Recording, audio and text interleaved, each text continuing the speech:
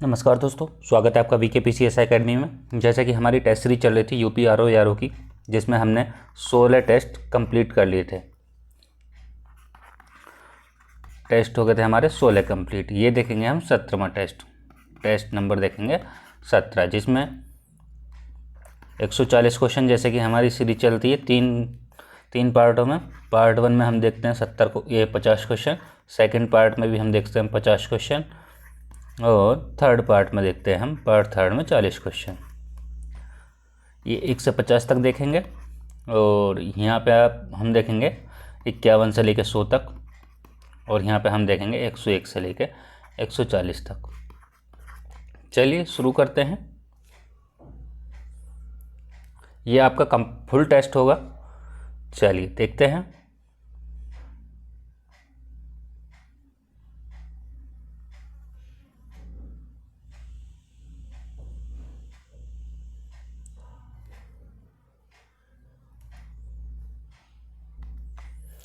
Question है, निम्नलिखित घटनाओं पर विचार करना है और काल क्रमानुसार व्यवस्थित कीजिए।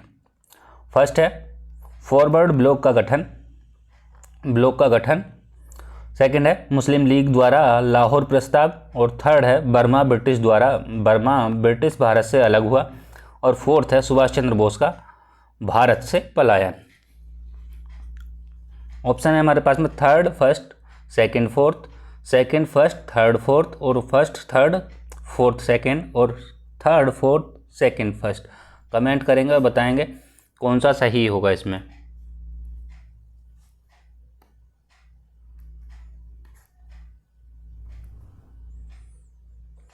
देखिए, फॉरवर्ड ब्लॉक की हम बात करें, फॉरवर्ड ब्लॉक का गठन कब किया गया था? ये किया गया था आपका 1939 में।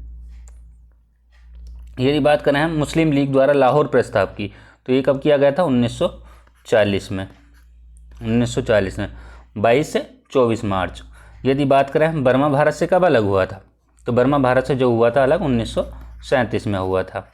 बात करें सुभाष चंद्र बोस का जो पलायन हुआ था वो कब हुआ था? 1900 कितने में हुआ था? 1941 में हुआ था। आपका ऑप्शन कौन सा हो जाएगा राइट? देखिए 39 है, 40 है, 37 है। 37 आ जाएगा पहले, 37 के बाद 39 आ जाएगा, यानी कि थर्ड आएगा पहले, फिर उसके बाद फर्स्ट। थर्ड फर्स्ट किस में है? थर्ड फर्स्ट एक में मिल रहा है, फिर उसके बाद में 40, थर्ड फर्स्ट सेकंड और फोर्थ। आपका ऑप्शन हो जाएगा ए राइट। यदि बात करें इसके उद्देश्य की, फॉरवर्ड ब्लॉक का जो उद्देश्य था वो क्या था?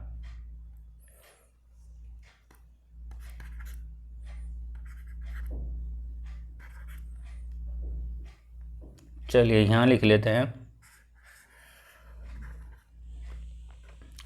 देखिए इसका उद्देश्य क्या था? जो भारतीय राष्ट्रीय कांग्रेस के अंदर एक वैकल्पिक नेतृत्व विकसित करना था और वामपंथी तबकों को एकजुट करना था। यानी कि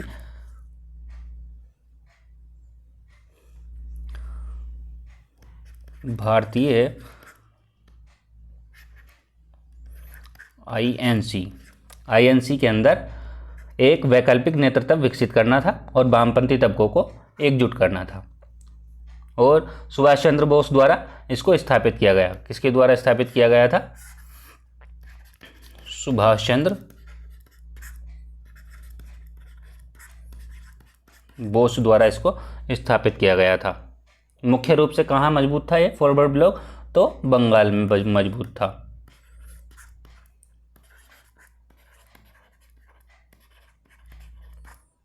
चलिए आगे देखते हैं। लाहौर प्रस्ताव, या हम कह सकते हैं पाकिस्तान प्रस्ताव, ये ब्रिटिश भारत के मुसलमानों के लिए एक अलग स्वतंत्र राष्ट्र की मांग की थी। इस प्रस्ताव में क्या किया था? ब्रिटिश भारत के मुसलमानों के लिए एक अलग स्वतंत्र राष्ट्र की मांग की थी।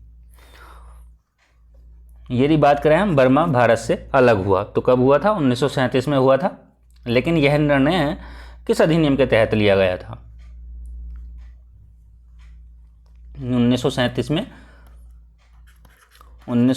में यह निर्णय लिया गया था, लेकिन किस अधिनियम के तहत लिया गया था? यदि यहाँ पर 37 है तो हम यहाँ पर 35 कर देंगे। 1935 के अधिनियम के तहत यह निर्णय लिया गया था।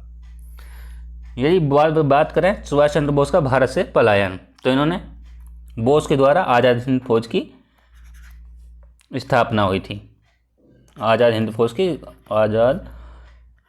फौज की स्थापना की थी।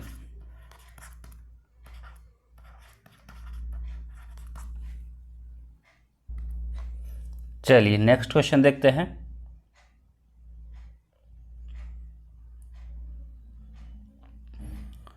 देखिए, एक तरफ हमें स्थान दिया है और एक तरफ दिए हैं हमें वर्ष, यानी कि अधिवेशन दिए हैं। मुंबई के सामने दिया 1888 और कलकत्ता के सामने दिया हमें 1885 और मद्रास के सामने दिया 1886 और इलाहाबाद के सामने दिया हमें 1887।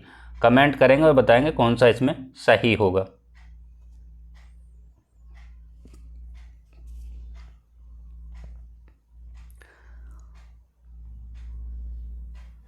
देखिए, बम्बई अधिवेशन की बात करें तो बम्बई अधिवेशन कब हुआ था? 1885 में हुआ था। कलकत्ता की बात करें तो 1886 में हुआ था। यदि मद्रास की बात करें तो 1887 में हुआ था और इलाहाबाद की बात करें तो 1888 में हुआ था। आपका ऑप्शन ए का 2, बी का 3, ए का 2, बी का 3, इसमें भी नहीं है, इसमें भी नहीं है, इसमें भी नहीं है, ए का 2, बी का 3, ऑप्शन हो जाएगा आपका डी राइट। ठीक है। यदि बात करें हम बॉम्बे अधिवेशन की,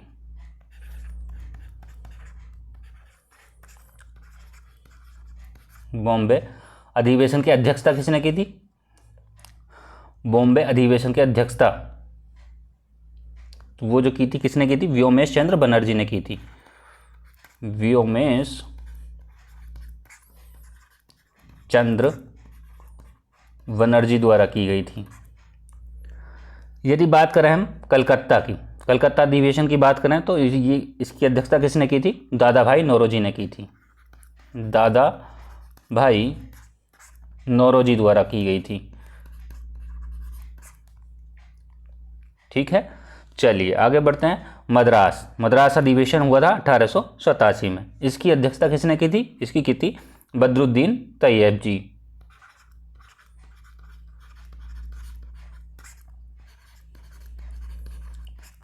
जी।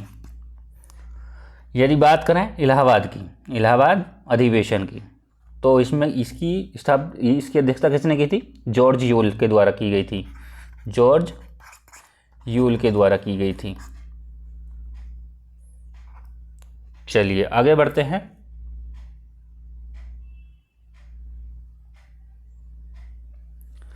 तीसरा क्वेश्चन है,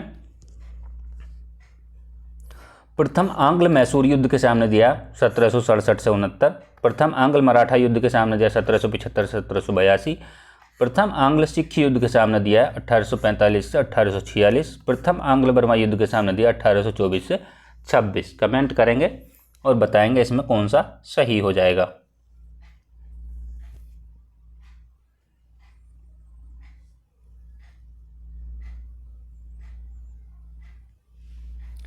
देखिए, प्रथम आंग्ल मैसूर युद्ध जो हुआ था 1767 से 1769 में हुआ था। यदि बात करें प्रथम आंग्ल मराठा युद्ध की, तो वो 1775 से 1782 में हुआ था। प्रथम आंग्ल सिख युद्ध की बात करें तो 45 से 46 हुआ था। आंग्ल वर्मा की बात करें 24 से 26 में हुआ था। 1767 से 69 और 1775 से 1782 और सिख युद्ध 45 से 46 और आंग्ल बर्मा युद्ध 1824 से 1826। तो ऑप्शन हो जाएगा पहले का पहला, दूसरे का दूसरा, तीसरे का तीसरा और चौथे का चौथा। ये भी नहीं है, ये भी नहीं है, आपका ऑप्शन हो जाएगा सी। चलिए देखते हैं प्रथम आंग्ल मैसूर युद्ध। प्रथम आंग्ल मैसूर युद्ध की किस संधि द्वारा यह युद्ध समाप्त हुए थे? सारे कौन कौन सी संधि के द्वारा यह युद्ध समाप्त हुए थे? क्वेश्चन पूछा जा चुका है और पूछ भी लेता है। ठीक है, अधिकतर पूछा जाता है यहाँ से क्वेश्चन युद्धों से। तो चलिए, इसमें जो हुई थी 1769 में हुई थी एक, पहला जो है आंग्ल मैसूर युद्ध की बात की जा रही है। तो आंग्ल मैसूर युद्ध की जो संधि हुई थी, किस युद्ध को समाप्त किया गया था इसके द्वारा? तो मद्रास की संधि हुई थी। किसकी? मद्रास की संधि। मद्रास संधि के द्वारा युद्ध समाप्त हुआ था। यदि बात करें हम सेकंड की, मराठा युद्ध की, मराठा युद्ध कब हुआ था? 1775 से 1782 में हुआ था। ये जो हुई थी ये सालवाई की संधि द्वारा समाप्त हुआ था। सालवाई की संधि द्वारा समाप्त हुआ था। यदि बात करें आंग्ल सिख युद्ध की, इसमें दो थे जो कि 1846 में हुई थी दोनों, वो 9 मार्च और 22 दिसंबर को हुई थी। 9 मार्च और 22 दिसंबर 1946 में दोनों। लेकिन ये जो संधि हुई थी फर्स्ट वाली 9 मार्च की, तो ये हुई थी लाहौर संधि, इनको कहेंगे लाहौर संधि। और जो ये हुई थी इसमें कौन सी संधि हुई थी? ये हुई थी भैरोवाल की संधि, भैरोवाल संधि। ठीक है। यदि हम बर्मा की बात करें, बर्मा में कौन सी संधि हुई थी? इसमें हुई थी यानडूब की संधि, यानडुबू।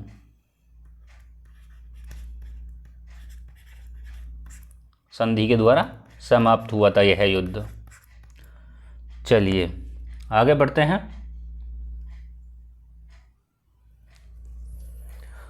क्वेश्चन है,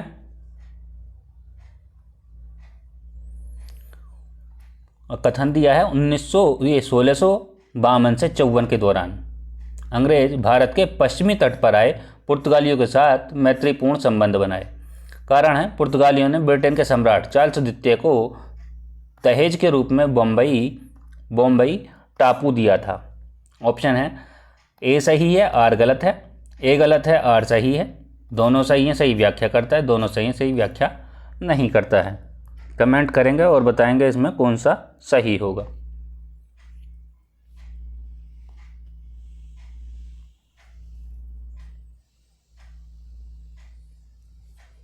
देखिए 1652 से 54 के दौरान अंग्रेज भारत के पश्चिमी तट पर आए और पुर्तगालियों के साथ मैत्रीपूर्ण संबंध बनाए।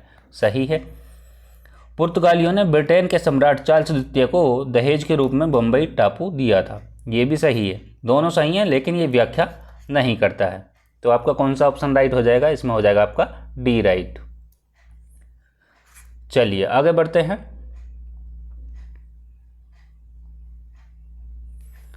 क्वेश्चन है, निम्नलिखित घटनाओं पर विचार करना है और उनको कालानुक्रमिक क्रम में व्यवस्थित करना है। पूना में महिला विश्वविद्यालय की स्थापना, हिंदू महासभा की स्थापना, स्वराज पार्टी की स्थापना, अखिल भारतीय किसान सभा की स्थापना। कमेंट करेंगे और बताएंगे कौन सा इनमें सही होगा।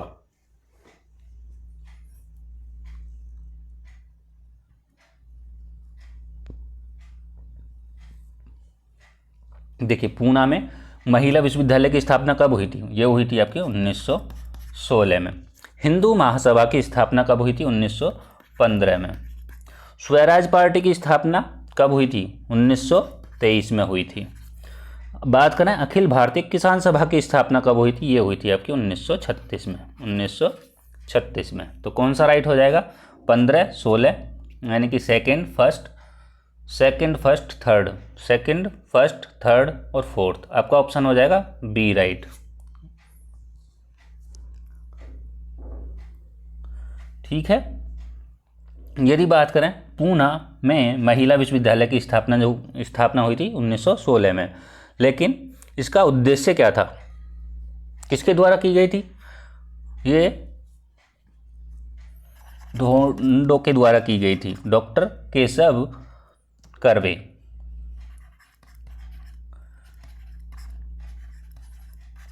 द्वारा की गई थी। इसका जो उद्देश्य था महिलाओं को शिक्षा को बढ़ावा देने के उद्देश्य से की गई थी। इसको हम कहते हैं प्रथम महिला विश्वविद्यालय भी कहा जाता है। चलिए बात करें हिंदू महासभा की। हिंदू महासभा की बात करें तो इसकी स्थापना किसने की थी? मदन मोहन मालवीय द्वारा की गई थी। किसके द्वारा? मदन मोहन मालवीय द्वारा।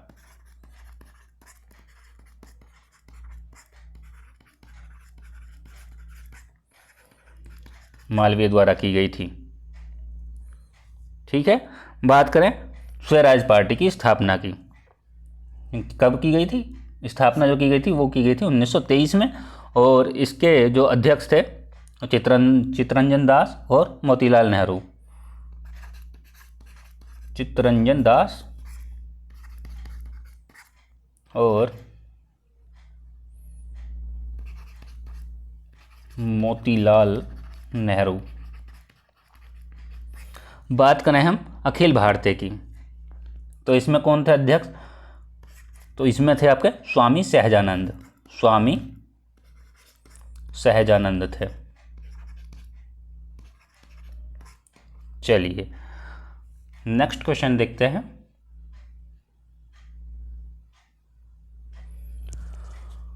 क्वेश्चन है, निम्नलिखित में से कौन सी पुस्तक जवाहरलाल नेहरू द्वारा लिखी गई थी? ऑप्शन है the arctic home in the Vedas, India wins freedom, unhappy India, India divided. Comment करेंगे और बताएंगे कौन सा आपका सही होगा इसमें।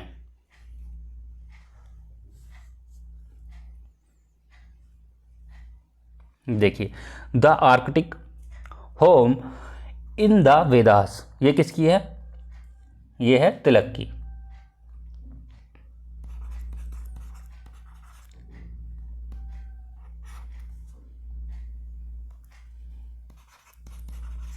बाल गंगाधर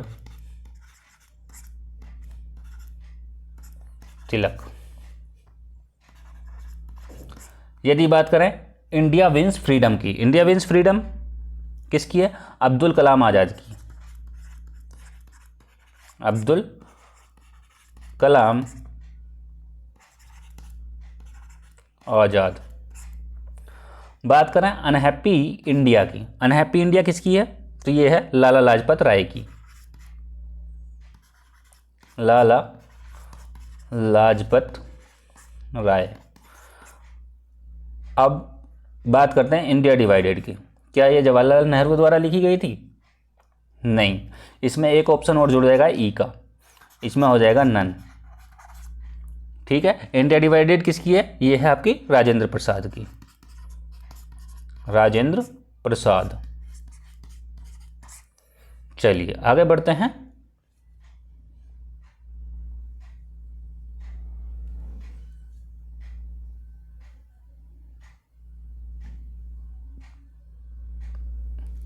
क्वेश्चन है, आंग्ल नेपाल युद्ध कब हुआ था? आंग्ल नेपाल युद्ध कब हुआ था? 1814 से लेकर 16 के बीच। हमको बताना सत्य, आपको बताना सत्य कथन। फर्स्ट है, मार्च 1816 में संपन्न हुई सुगोली की संधि, किसकी संधि? सुगोली की संधि के साथ आंग्ल नेपाल युद्ध समाप्त हो गया। सेकंड है, नेपाल को राजधानी काठमांडू को 5 वर्षों के लिए अंग्रेजों को देना पड़ा था। ऑप्शन है हमारे पास में केवल 1 केवल 2, दोनों सही दोनों गलत। कमेंट करेंगे और बताएंगे कौन सा हमारा ऑप्शन सही होगा इसमें।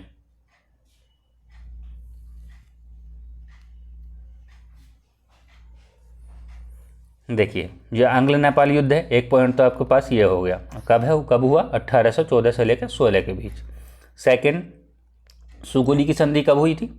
1816 में। और इसके आंग्ल नेपाल युद्ध जो है इसी के द्वारा समाप्त हुआ था। तो पहला ऑप्शन तो आपका सही है। सेकंड है, नेपाल को राजधानी काठमांडू, नेपाल की राजधानी काठमांडू को 5 वर्षों के लिए अंग्रेजों को देना पड़ा था, ये गलत है आपका। तो आपका हो जाएगा ऑप्शन केवल 1 राइट। चलिए आगे बढ़ते हैं। क्वेश्चन है, मार्च 1602 में डच संसद द्वारा पारित एक उद्घोषणा द्वारा स्थापित डच ईस्ट इंडिया कंपनी का पूर्वी केंद्र कौन सा स्थान था? बनताम, बटाविया, सिरेबोन और बांडोंग। कमेंट करेंगे और बताएंगे कौन सा सही हो जाएगा इसमें।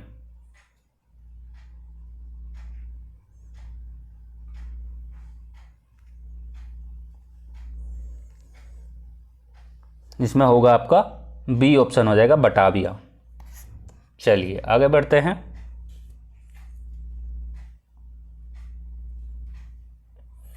क्वेश्चन है, निम्नलिखित में से कौन सा विकल्प सही सुमेलित नहीं है?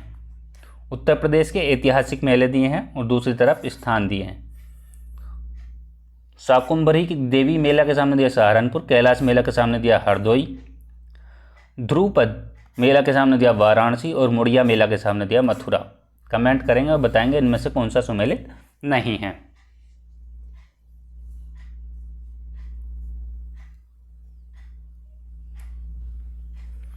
देखिए कैलाश जो मेला है, शाकुंभरी मेला सहारनपुर में है, कैलाश मेला जो है वो कहाँ है, हरदोई में तो है नहीं, तो कहाँ होगा कैलाश मेला, ये है आपका आगरा में। कहाँ है, आगरा। ध्रुपद मेला वाराणसी में है और मुड़िया मेला मथुरा में है। चलिए आगे बढ़ते हैं। क्वेश्चन है, गोरखपुर जिले के आधिकारिक आंकड़ों के अनुसार 4 फरवरी 1922 को चोरी चोरा कांड में लगभग कितने पुलिसकर्मी मारे गए थे?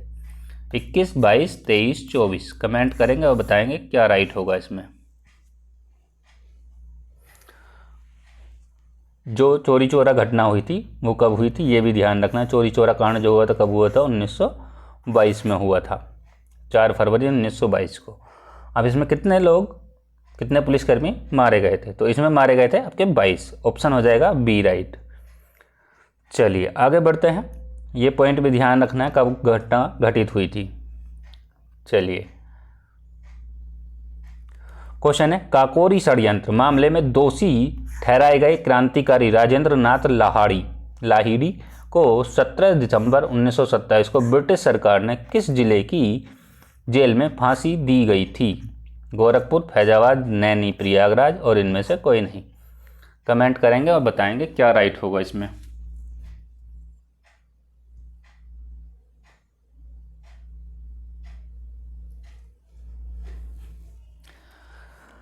तो ये हो जाएगा आपका गोंडा जिला में, गोंडा जिला। तो ये आपके कोई सा भी राइट नहीं है इनमें हो जाएगा आपका डी राइट। चलिए आगे बढ़ते हैं।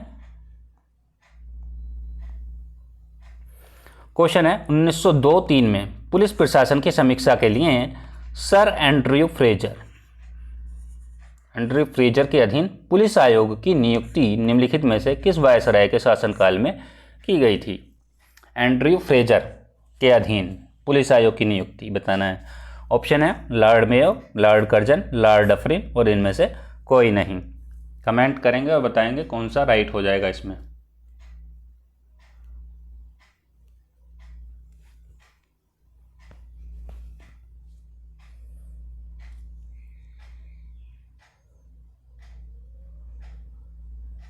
इसमें हो जाएगा आपका ऑप्शन बी राइट हो जाएगा, लॉर्ड कर्जन। इसका जो कार्यकाल था वो कब से कब तक था? 1899 से 1905 तक।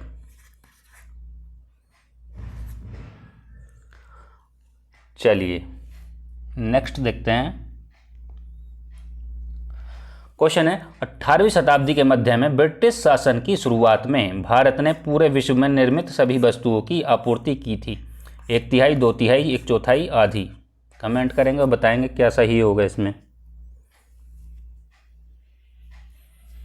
इसमें हो जाएगा आपका 1/4। ऑप्शन हो जाएगा सी। चलिए आगे बढ़ते हैं।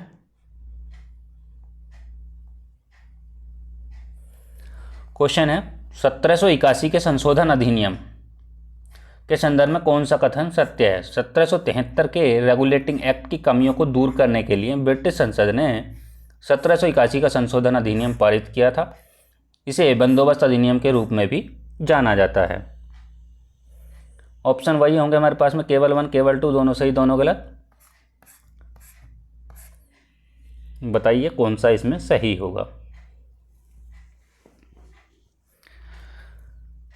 देखिए 1773 के रेगुलेटिंग एक्ट की कमियों को दूर करने के लिए ब्रिटिश संसद ने 1781 संशोधन अधिनियम पारित किया था, सही है। और इसे बंदोबस्त अधिनियम के रूप में भी जाना जाता है, ये भी सही है। दोनों सही हो जाएंगे। ऑप्शन हो जाएगा आपका सी राइट। चलिए नेक्स्ट देखते हैं।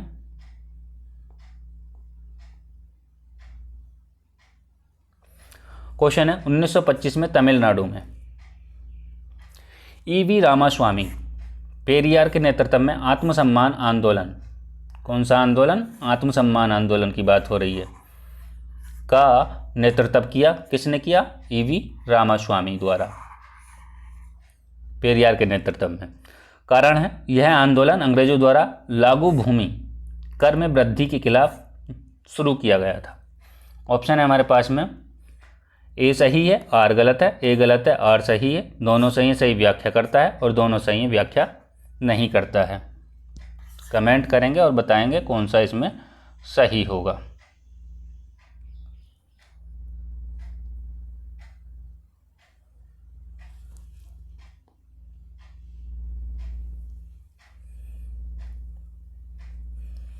देखिए 1925 में तमिलनाडु में ईवी रामास्वामी पेरियार के नेतृत्व में आत्मसम्मान आंदोलन का नेतृत्व किया गया था, सही है।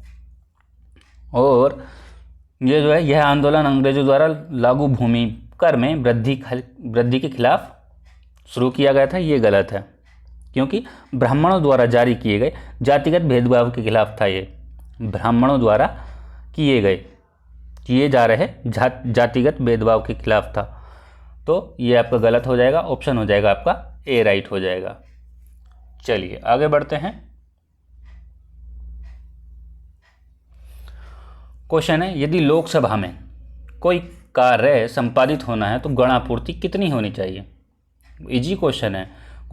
ऑप्शन है, कुल सदस्यों का 10वां हिस्सा पीठासीन अधिकारी सहित, कुल सदस्यों का 8वां हिस्सा पीठासीन अधिकारी सहित, और कुल सदस्यों का 7वां हिस्सा पीठासीन अधिकारी सहित, और 9वां हिस्सा पीठासीन अधिकारी सहित। कमेंट करेंगे और बताएंगे कौन सा इसमें सही होगा।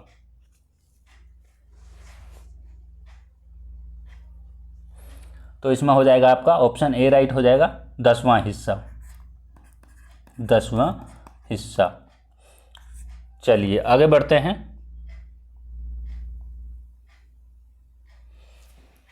क्वेश्चन है, 1931-32 के दौरान किस क्रांतिकारी को ब्रिटिश सरकार के खिलाफ साजिश और देशद्रोह के आरोप में 12 साल कैद की सजा सुनाई गई थी? जतेंद्र नाथ दास, सूर्यसेन, मानवेंद्र नाथ रॉय और मदन लाल ढींगरा। कमेंट करेंगे और बताएंगे कौन सा सही होगा।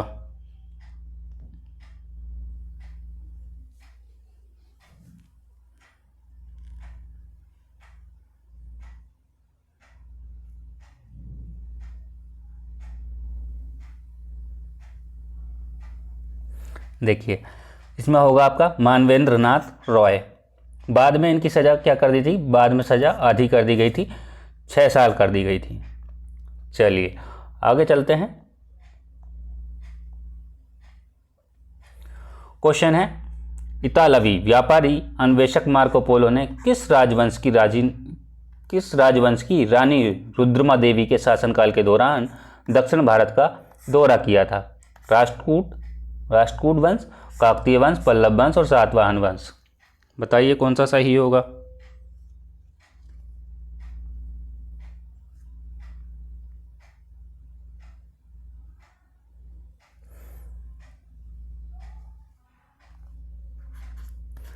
बारह सौ 62 से 1296 कार्यकाल था।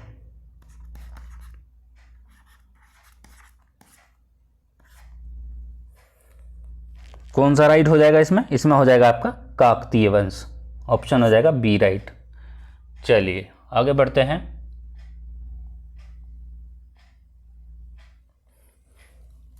देखिए वित्त आयोग, एक तरफ वित्त आयोग दिया है, एक तरफ अध्यक्ष दिए हैं। तीसरे वित्त आयोग के सामने दिया है ए के चंदा, 5वें के सामने दिया है जे एम सोलार, और 7वें के सामने दिया महावीर त्यागी, और 9वें के सामने दिया एन के पी सोलवे। ये हमारे ऑप्शंस हैं, बताइए कौन सा इनमें सही हो जाएगा।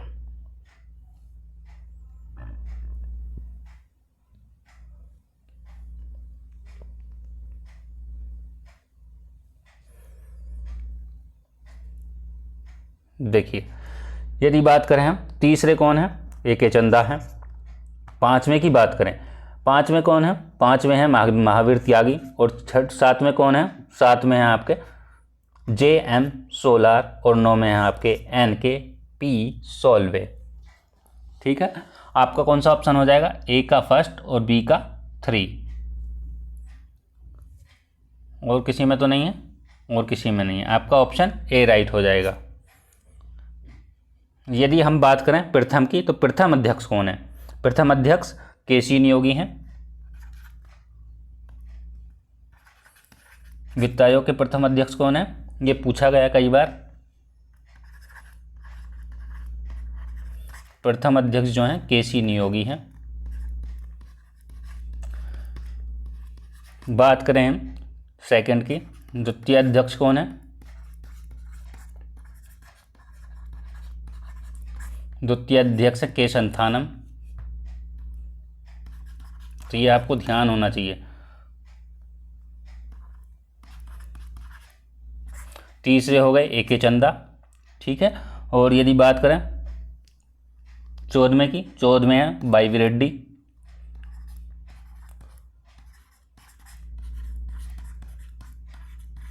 15वें कौन है? एन के सिंह। 16वें कौन है जो अभी बने हैं, जो जिनका कार्यकाल 26 से 31 है, 2026 से 31, वो हैं अरविंद पनगड़िया, ठीक है। तो ध्यान रखेंगे। कितने साल का कार्यकाल कितना होता है? 5 वर्ष होता है। नियुक्ति किसके द्वारा होती है? हर 5 वर्ष राष्ट्रपति के द्वारा। चलिए आगे बढ़ते हैं।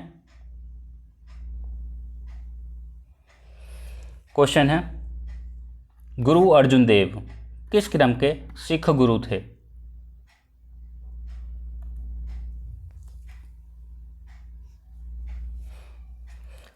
तो वो किस क्रम के थे? चौथे, 5वें, 6ठे, 7वें। कमेंट करेंगे और बताएंगे कौन सा इसमें सही हो जाएगा।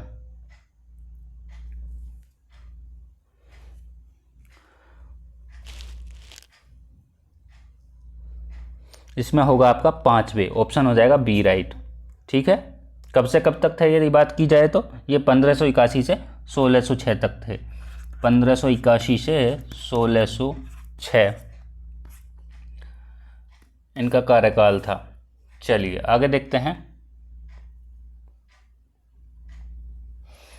क्वेश्चन है, फिरोज शाह तुगलक द्वारा लगाए गए सिंचाई कर के अंतर्गत उपज का कितना हिस्सा देना पड़ता था? 1/20वां भाग, 1/30वां भाग, 1/25वां भाग, 1/10वां भाग। इजी क्वेश्चन है, कमेंट करेंगे और बताएंगे कौन सा सही हो जाएगा।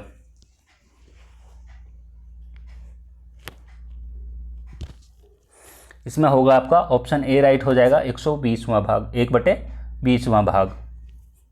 चलिए आगे बढ़ते हैं। क्वेश्चन है, अकाल पीड़ितों की मदद करने वाला पहला शासक कौन था जिसने इस समस्या से निपटने के लिए दिल्ली में राहत शिविर भी खुलवाए थे? सिकंदर लोदी, इल्तुतमिश, मोहम्मद बिन तुगलक और इनमें से कोई नहीं। कमेंट करेंगे और बताएंगे कौन सा सही होगा।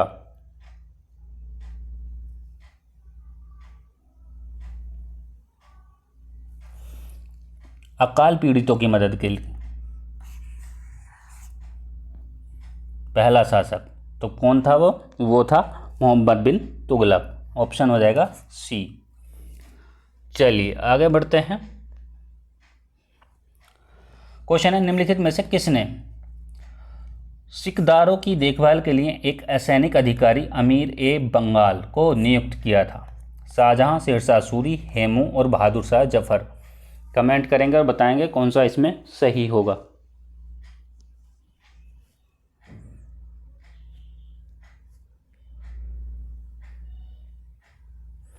इसमें होगा आपका Shershah Suri. Option B right हो जाएगा।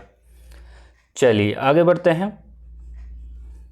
क्वेश्चन है, नौका झक्कड़ किस राज्य का लोकगीत है जिसे नाई समुदाय द्वारा गाया जाता है?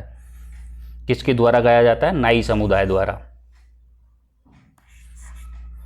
झारखंड, राजस्थान, मध्य प्रदेश और उत्तर प्रदेश। तो इसमें हो जाएगा आपका ऑप्शन डी राइट हो जाएगा, उत्तर प्रदेश। चलिए आगे बढ़ते हैं। क्वेश्चन है, निम्नलिखित में से किसके नेतृत्व में 1799 में पूर्वी उत्तर प्रदेश में अवध का नागरिक विद्रोह शुरू हुआ था? शरीयत अल्लाह, दादू मियाँ, वजीर अली खान और टीटू मीर। कमेंट करेंगे और बताएंगे कौन सा इसमें सही होगा।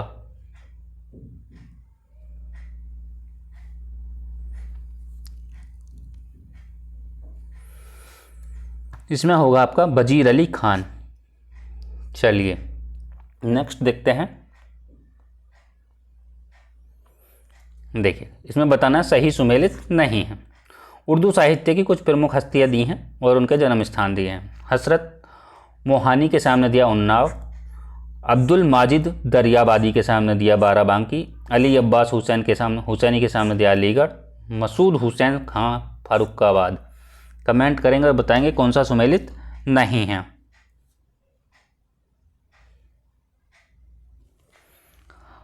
ये अली अब्बास हुसैनी जो हैं अलीगढ़ से नहीं हैं, ये कहाँ से हैं? गाजीपुर से। गाजीपुर है इनका जन्म स्थान।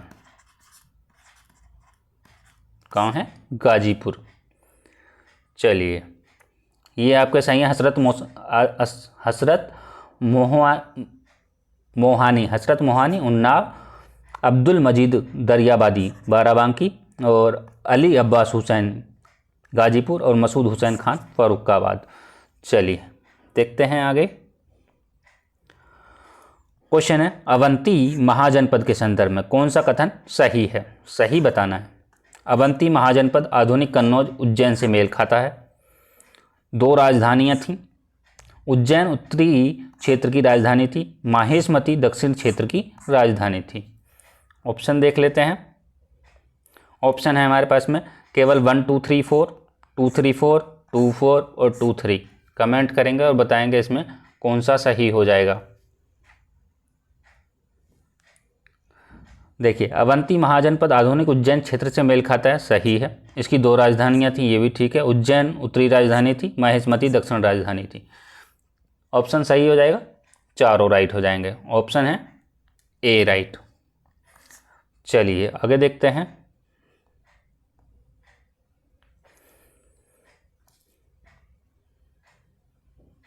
देखिए हरिप्रसाद चौरसिया के सामने दिया लखनऊ और बिरजू महाराज के सामने दिया बनारस, लच्छू महाराज के सामने दिया प्रयागराज और बेगम अख्तर के सामने दिया फैजाबाद।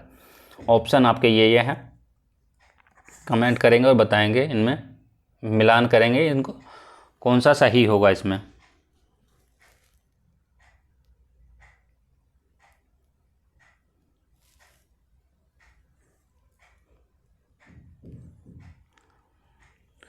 देखिए हरिप्रसाद की बात करें, हरिप्रसाद कहाँ से हैं? प्रयागराज से।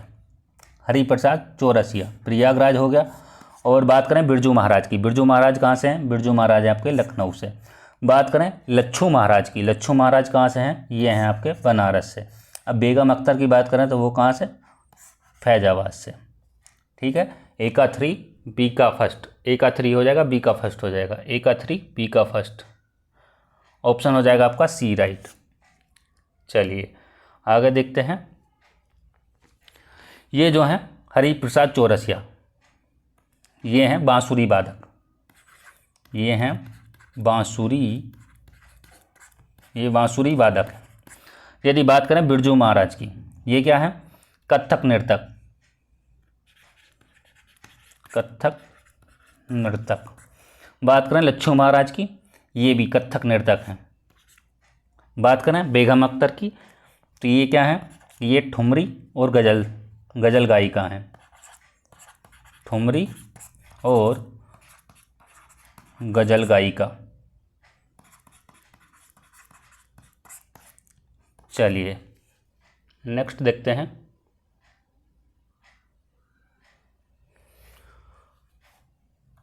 क्वेश्चन है, कुतुबुद्दीन ऐबक ने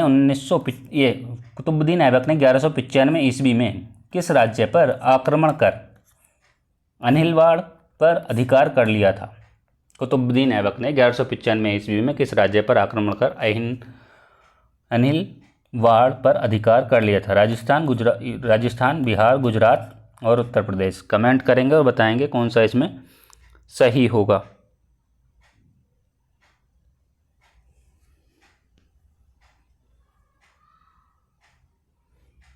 इसमें हो जाएगा आपका गुजरात। ऑप्शन हो जाएगा सी राइट। चलिए नेक्स्ट देखते हैं। क्वेश्चन है, प्रसिद्ध दशावतार मंदिर उत्तर प्रदेश राज्य के किस जिले के देवगढ़ में स्थित एक प्राचीन 6वीं शताब्दी का विष्णु हिंदू मंदिर? देवगढ़ में स्थित एक प्राचीन 6वीं शताब्दी में, और किससे संबंधित है? कौन सा मंदिर है? विष्णु मंदिर है। ऑप्शन ए है महोबा, बी है लखीमपुर खीरी, ऑप्शन सी है देवरिया, ऑप्शन डी है इनमें से कोई नहीं। कमेंट करेंगे और बताएंगे कौन सा इसमें सही हो जाएगा।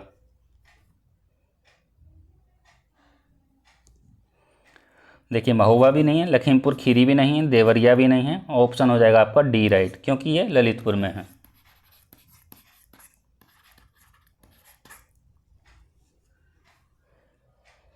चलिए आगे बढ़ते हैं। क्वेश्चन है, निम्नलिखित में से सही सुमेलित नहीं है। सुमेलित नहीं है बताना। विदेशी यात्री हैं और संबंधित देश दिए हैं।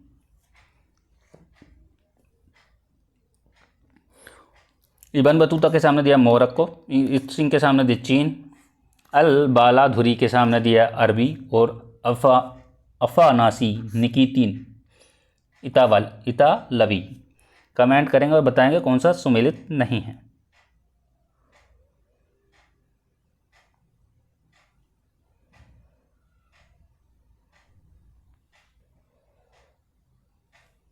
इसमें होगा अफानासी निकितिन। ठीक है, कहाँ से हैं ये? इतालवी से नहीं है, रूस से हैं, रूस। ठीक है, यदि बात करें कौन कौन सी शताब्दी में आए थे, इब्न बतूता 15वीं शताब्दी में, 15वीं शताब्दी। इत्सिंग की बात करें 7वीं शताब्दी। अल बालाधुरी की बात करें तो 9वीं शताब्दी, और अफानासी निकितिन की बात करें, इब्न बतूता जो हैं इसमें 14वीं शताब्दी में आए थे। ठीक है, ये 7वीं में आए थे, और ये 9वीं में आए थे, और ये जो आए थे ये 15 में आए थे। ठीक है,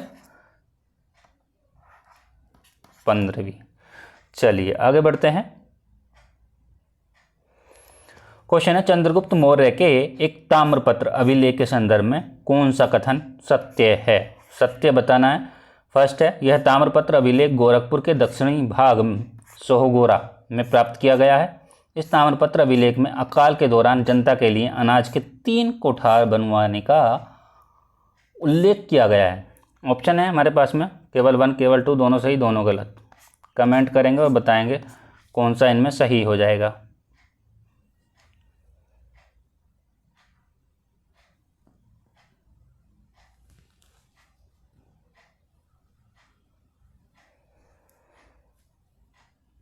देखिए, ताम्रपत्र अभिलेख गोरखपुर के दक्षिणी भाग सोहगोरा में प्राप्त किया गया, सही है। इस ताम्रपत्र अभिलेख में अकाल के दौरान जनता के लिए अनाज के 3 कोठार बनवाए गए, बनवाने का उल्लेख है, ये भी सही है, दोनों सही है। व्याख्या भी सही, ये दोनों सही है। ठीक है, सी ऑप्शन राइट हो जाएगा आपका। चलिए आगे बढ़ते हैं।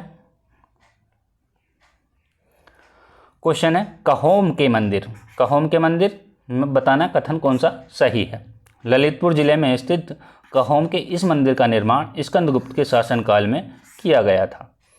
सेकंड है, यहाँ 3 जैन तीर्थंकरों की मूर्तियों की स्थापना का उल्लेख मिलता है। ऑप्शन वही है, केवल 1, केवल 2, दोनों सही दोनों गलत। बताएंगे कौन सा सही होगा इसमें।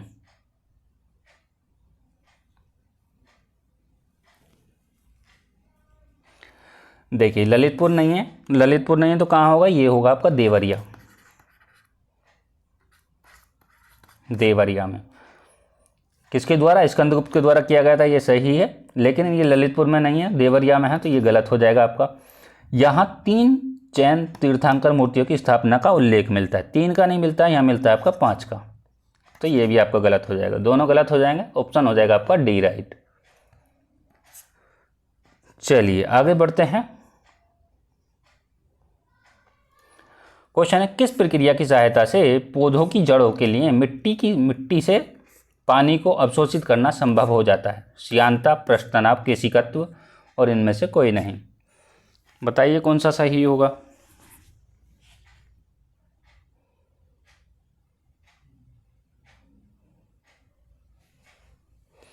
इसमें होगा आपका ऑप्शन सी राइट हो जाएगा, केशिकत्व।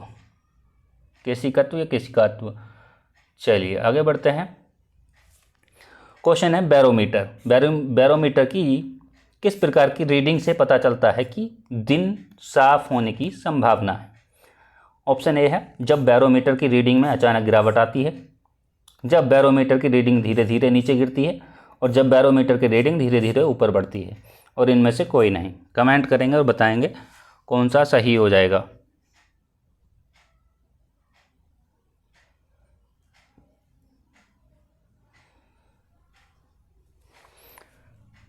देखिए इसमें होगा आपका सी ऑप्शन राइट हो जाएगा, जब धीरे धीरे ऊपर बढ़ती जाती है। Option C. अचानक जो गिरावट आती है वो आंधी आने की संभावना होती है। अचानक गिरावट आएगी तो आंधी आने की संभावना होगी।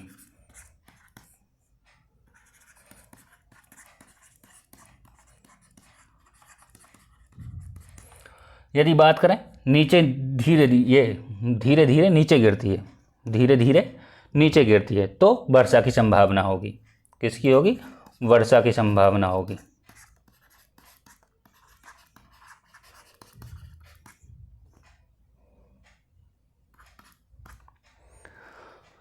और इसमें क्या होगा? दिन साफ होने की संभावना होगी। चलिए आगे बढ़ते हैं। क्वेश्चन है, किस तापक्रम पर डिग्री सेंटीग्रेड फ़ारेनहाइट का पाठ्यांक एक समान रहता है? -40 degree Celsius, -60 degree Celsius, -80 degree Celsius, -100 degree Celsius. Comment करेंगे और बताएंगे किस तापक्रम पर डिग्री सेंटीग्रेड फ़ारेनहाइट का पाठ्यक्रम एक समान रहता है? इसमें होगा आपका ऑप्शन ए राइट हो जाएगा, -40 डिग्री सेल्सियस। चलिए आगे बढ़ते हैं। क्वेश्चन है, जल शोधन में निम्नलिखित में से किसका उपयोग कीटाणुओं को नष्ट करने के लिए किया जाता है? अवरक्त तरंग, सूक्ष्म तरंग, दृश्य प्रकाश तरंग और इनमें से कोई नहीं। कमेंट करेंगे और बताएंगे कौन सा इनमें सही हो जाएगा।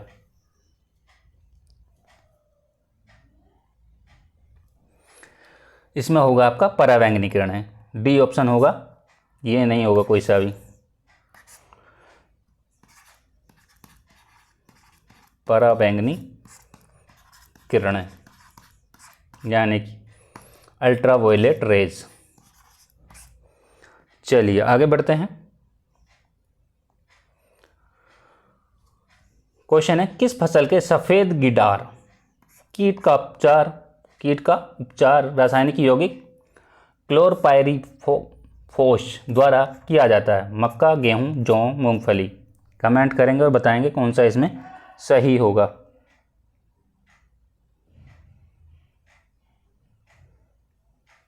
इसमें हो जाएगा आपका डी ऑप्शन राइट हो जाएगा, मूंगफली। चलिए नेक्स्ट देखते हैं।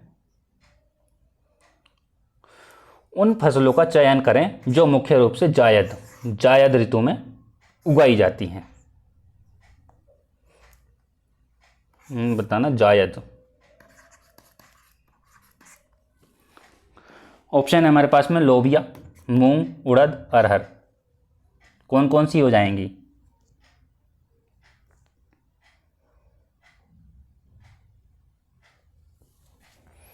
देखिए लोबिया, मूंग और उड़द ये किसकी हैं? आपकी जायद की हैं। ये किसकी हैं? जायद की। यदि अरहर की बात करें तो ये है खरीफ की। तो ऑप्शन कौन सा हो जाएगा? 1, 2 और 3। 1, 2, 3 ऑप्शन हो जाएगा ए राइट। चलिए आगे बढ़ते हैं। क्वेश्चन है, निम्न में से कौन सा हार्मोन रक्तचाप को नियंत्रित करने की शारीरिक क्षमता को प्रभावित करता है? एल्डोस्टेरोन और कोर्टिसोल, एंड्रोजन और इनमें से कोई नहीं। कमेंट करेंगे और बताएंगे कौन सा इनमें सही होगा।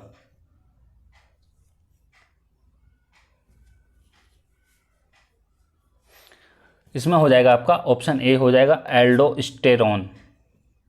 चलिए आगे बढ़ते हैं। क्वेश्चन है, निम्न में से कौन सा विकल्प सही सुमेलित नहीं है?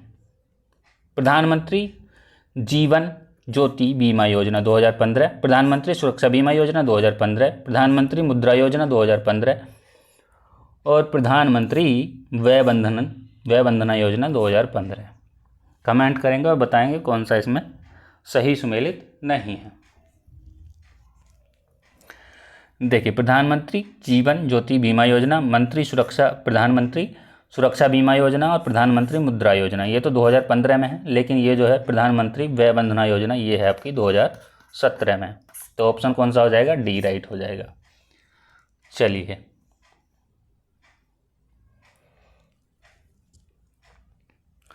जल प्रदूषण निवारण और नियंत्रण अधिनियम 1986, वायु प्रदूषण निवारण नियंत्रण अधिनियम 1974, पर्यावरण संरक्षण अधिनियम 1972, वन्य जीव संरक्षण अधिनियम 1981।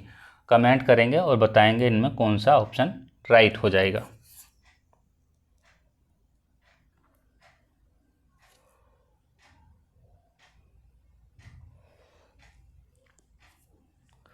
देखिए, जल प्रदूषण निवारण नियंत्रण अधिनियम कब कितना हो जाएगा? 1974। वायु प्रदूषण निवारण नियंत्रण अधिनियम कितना हो जाएगा? वो हो जाएगा 81 में, 1981 में। पर्यावरण संरक्षण अधिनियम की बात करें तो वो हो जाएगा 86 में।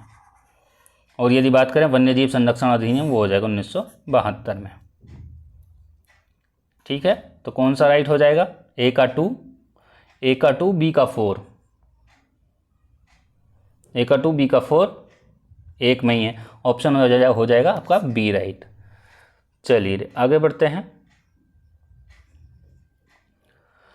क्वेश्चन है, प्रसिद्ध उपन्यास याद ओ बूद ए गालिब निम्नलिखित में से किसके द्वारा लिखा गया था? ख्वाजा अहमद फारूकी, मिर्जा गालिब, मोहम्मद इकबाल और गुलजार। कमेंट करेंगे और बताएंगे कौन सा इसमें सही हो जाएगा।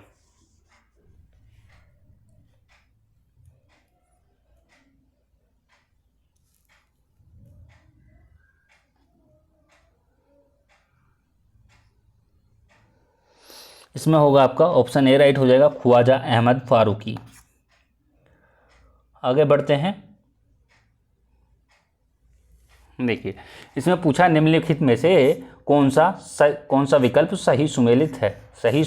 अब ये नहीं करना कि हाँ, ध्यान नहीं देना कि हाँ नहीं है या है, तो इसी पर ध्यान देना। सबसे पहले सही सुमेलित है, एक बताना, एक सही होगा, बाकी सब गलत होंगे। सेब का लाल रंग के सामने दिया है करक्यूमिन, और टमाटर का लाल रंग के सामने दिया एंथोसाइनिन, और पपीते का पीला रंग जो दिया है कैंथेक्सिनिथिन, और हल्दी का पीला रंग जो दिया है लाइकोपिन।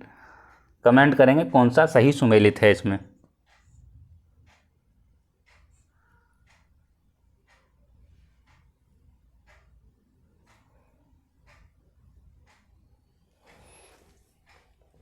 इसमें होगा आपका ऑप्शन हो जाएगा सी राइट, पपीते का पीला रंग। ठीक है, अब सेब का लाल रंग किसके कारण होता है? ये होता है आपका एंथोसाथनिन, ठीक है, ये एंथो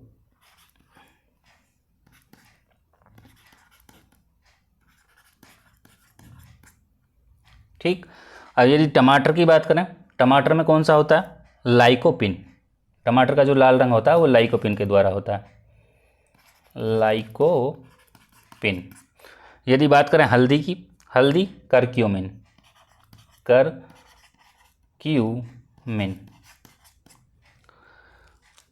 चलिए आगे बढ़ते हैं।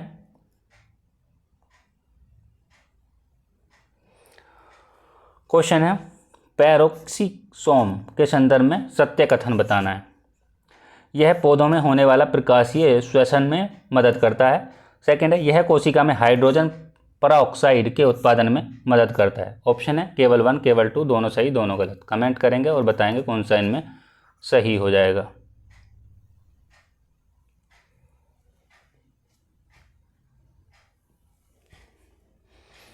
पेरोक्सीसोम, यह पौधे में होने वाला प्रकाशीय श्वसन में मदद करता है, सही है।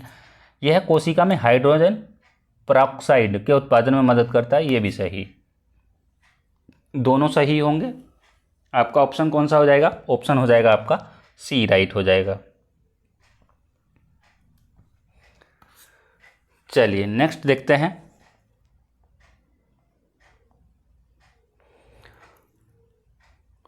क्वेश्चन है, किस संशोधन अधिनियम ने तत्कालीन संयुक्त राष्ट्रीय अनुसूचित जाति अनुसूचित जनजाति आयोग को 2 अलग अलग निकायों में विभाजित किया था, अर्थात राष्ट्रीय अनुसूचित जाति आयोग और राष्ट्रीय अनुसूचित जनजाति आयोग? ऑप्शन है हमारे पास में 86वां संविधान संशोधन अधिनियम 2002, 87वां संविधान संशोधन अधिनियम 2003, 88वां 2003 और 89वां 2003। कमेंट करेंगे और बताएंगे कौन सा इसमें सही होगा।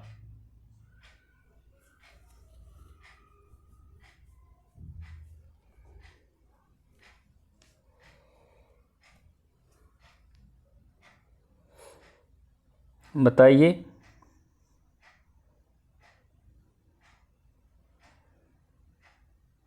इसमें हो जाएगा आपका 89वां संविधान संशोधन अधिनियम 2003, ऑप्शन हो जाएगा डी राइट। चलिए आगे बढ़ते हैं। क्वेश्चन है, संसद के दोनों सदनों की संयुक्त बैठक से संबंधित प्रावधान किस देश के संविधान से लिए गए हैं? आयरलैंड, रूस, ऑस्ट्रेलिया, दक्षिण अफ्रीका। कमेंट करेंगे और बताएंगे कौन सा सही होगा।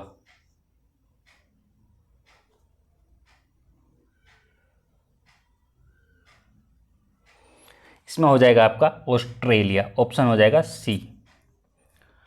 चलिए आगे बढ़ते हैं।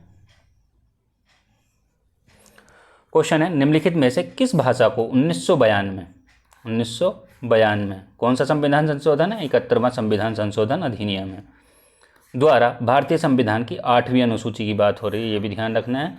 8वीं अनुसूची में जोड़ा गया था डोगरी, संथाली, कोंकणी और बोडो। कमेंट करेंगे और बताएंगे कौन सा जोड़ा गया था। इसमें 3 भाषाएं जोड़ी गई थी, बताएंगे कौन कौन सी थी।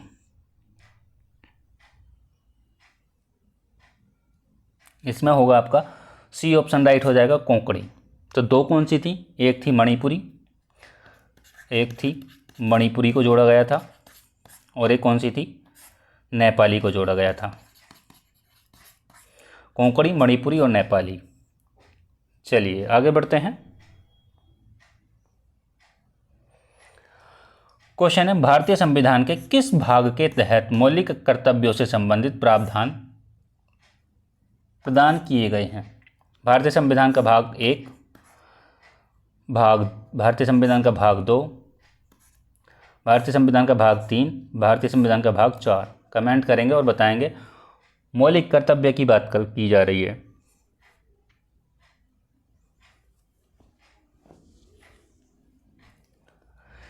फर्स्ट भाग में यदि हम देखें, इसमें राज्य हैं और केंद्र शासित प्रदेश हैं जिनके बारे में दिया गया है।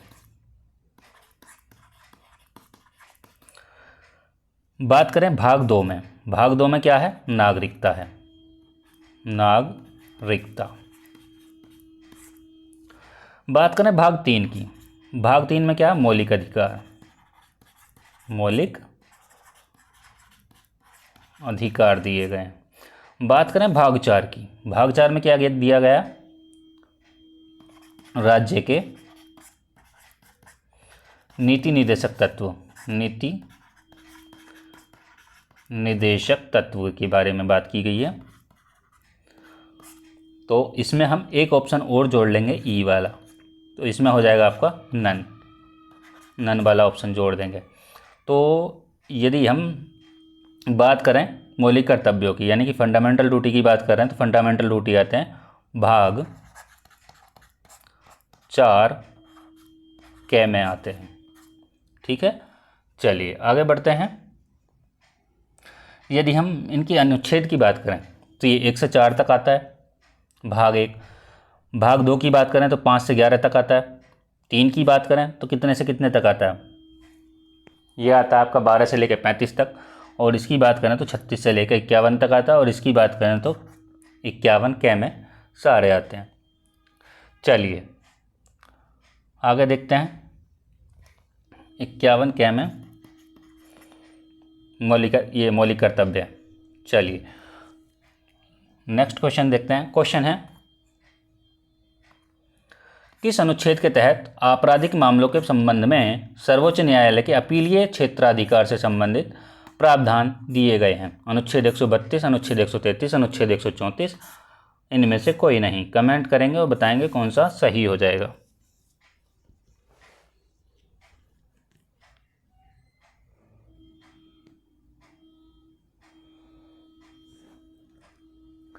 इसमें होगा आपका अनुच्छेद 134। ठीक है, सी ऑप्शन राइट हो जाएगा। यदि बात करें हम 132 की, 132 में क्या दिया गया? कुछ मामलों में हाई कोर्ट से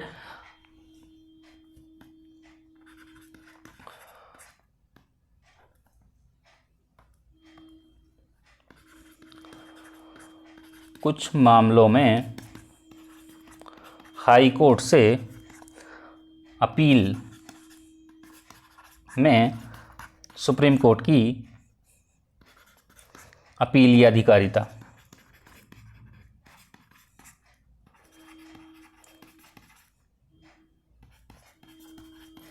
बात करें अनुच्छेद 133 की, अनुच्छेद 133 में क्या है? दीवानी मामलों के संबंध में, दीवानी मामलों के संबंध में हाई कोर्ट की अपीलों में,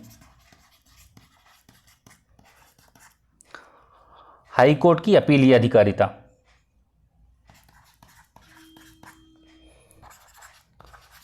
अपीलीय अधिकारिता। चलिए आज की वीडियो में इतना ही। आशा करता हूँ वीडियो पसंद आई होगी। यदि वीडियो पसंद आई हो तो लाइक करें, कमेंट करें, ज़्यादा से ज़्यादा वीडियो को शेयर करें, चैनल को सब्सक्राइब करें। और अगली वीडियो जो लाएंगे हम सेकंड पार्ट में लाएंगे 50 क्वेश्चन के साथ, जैसे कि हमने पार्ट 1 देखा ये, और पार्ट 2 में भी हम 50 क्वेश्चन लाएंगे, और पार्ट 3 में हमारे 40 क्वेश्चन जैसे कि हम देखते हैं। ठीक है, मिलते हैं नेक्स्ट पार्ट में। Thank you.